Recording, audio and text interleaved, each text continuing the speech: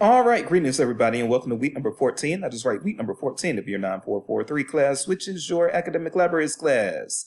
As always, I'm your professor, Dr. J.S.K. Austin, and we are going to keep this one very short this week. I know I say that every week, but it's going to be true this week. This one will not be longer than 10 minutes, and of course you can speed it up.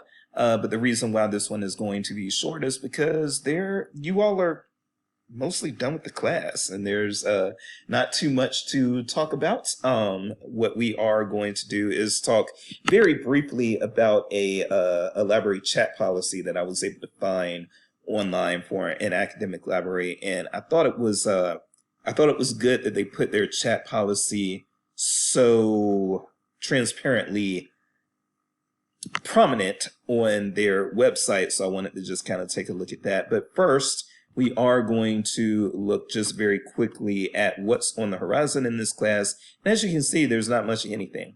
So what you all have left, because you did your week 13 discussion board prompt, and that was supposed to be due on, actually it's going to be due on today, which is the November the 27th.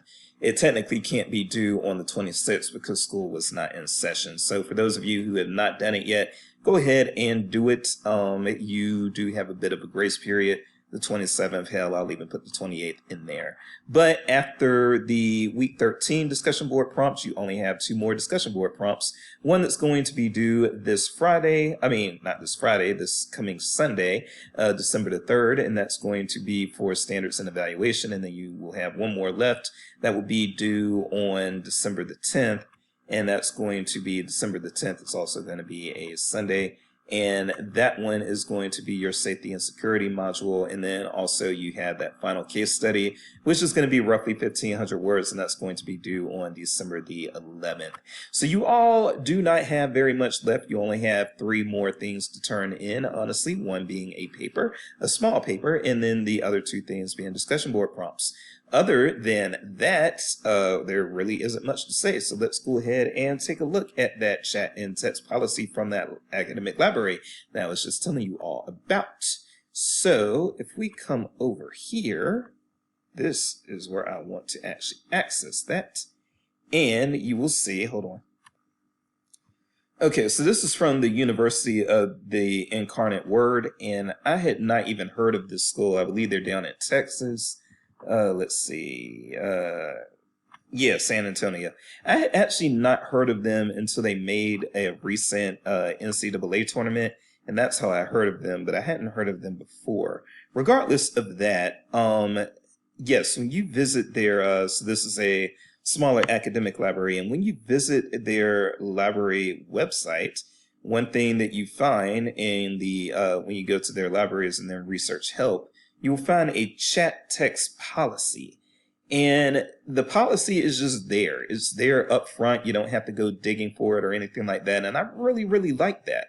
So I did just want to kind of explore it. And I have not looked at this already. So I'm looking at it with you in real time. But we're still going to keep this video 10 minutes or less. So let's go ahead and jump in and see what we've got going on in our chat text policy for the University of the Incarnate Word. First of all, about the yes, so it's got these different tabs, and you can just hit the plus minus sign there to enlarge the tab, expand, or yeah, you can expand the tab or you can minimize it. But so we've got this information about just about the Maybe library reference. So apparently their library is the Maybe library, and I hope I am pronouncing that correctly. And the audience is, so they do limit their chat reference. It's typically limited to students, faculty, and staff. I am sure that outside users probably can use their chat service, but it does say that it's typically limited to the University of the Incarnate Word community, which would be faculty, staff, and students. Ours, that their chat is actually staffed. The chat service is available whenever the main reference desk is staffed. So it does look like, and a lot of places do this, it does look like their primary, probably their primary reference librarian monitoring chat is also on their desk probably at the same time. and then the other people probably work as backup. The other librarians and library users who monitor staff probably work as backup to the main librarian, who is likely on the desk at the same time that they are also the assigned key librarian for chat. And so a lot of places do that. What you'll see is a lot of academic libraries, they'll have maybe 1 or 2 hour shifts where there's a main librarian who is the first line of defense when a chat reference question comes in, and then the others just kind of serve as backup, and there's like a schedule or something like that they create probably at the beginning of the week, and it shows, okay, Jace is the primary librarian from 9 to 11, and then from 11 to 1 it's Jane, and then from 1 to 3 it's Curtis, and then from 3 to 5 it's Sarah, and that sort of thing. And then you have the rest of the week, so you go through. The rest of the days in the week, and then you go through. So yeah, it looks like, based on what's written here, it looks like that's what it looks like that's how they have their things set up. So as far as staffing, the virtual reference service is staffed by experienced reference librarians and trained library assistants. So these are people likely who do not have library science degrees while on duty at the reference desk at maybe libraries. So yes, there you go. The virtual reference service is staffed by the same people who are on duty at the reference desk. And again, that is a very common setup.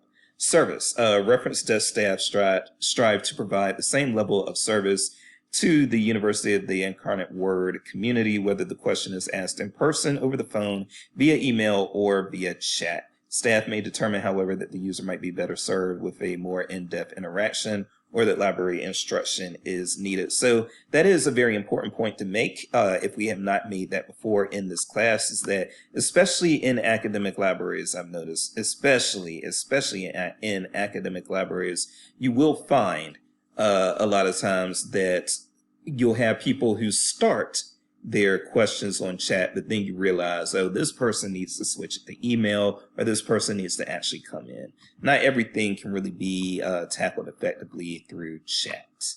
Information literacy. It is part of maybe library's mission to develop user information literacy skills during the chat transaction whenever possible. And so basically what that is saying there is that, yes, a lot of times when they are able to, they will teach you they will not just find the answer for you, but they will actually try to teach you the basics of how to find the answers, how to use the database, et cetera, et cetera. Behavior rules and etiquette. All users must comply with the university policy on computer use, and we're not going to go through that in the interest of time. Chat etiquette, and this is something that I'm glad that they included, because this is very important and it will help you get through your chats faster, most likely. Chat etiquette: be patient. Network traffic may affect response time. Questions will be answered as quickly as possible. For urgent questions, users are encouraged to call the reference desk directly, and that is very good to note there. There are just going to be times when, if it's urgent, chat is a lot of times just not the most effective medium to use. So communicate in short sentences. I'm very glad that they're telling people that as well. However, a lot of times the initial question is probably going to be rather long. That tends to be the case pretty often. Reference questions will be answered in the order in which they are received. That's one thing that I would put the little air quotes around. A lot of times you will see librarians answering multiple questions at one time, and a lot of times they actually are prioritizing not necessarily the first question that came in, but they may be prioritizing the one that's most involved or the one that's least involved, or that sort of thing. So this is not necessarily always the case. And then finally, inappropriate behavior will not be tolerated. Yes, when I was working as a reference librarian and doing chat service, I would block somebody who was inappropriate on the quick, because I'm not going to put up with that. I was putting up with that in my 20s, and then once I got to my 30s, I was like, I'm too old for this crap, and that was it. I had a much shorter patience and a much shorter bandwidth for those things. But anyway, I did say I was going to keep this under 10 minutes, and it is going to go slightly over 10 minutes, but not very much over 10 minutes. Not enough to count, because we are going to end it here. I am Dr. Jason. You only have 2 more weeks in this academic library's race. I will see you next week for the final check-in video. Have a good one.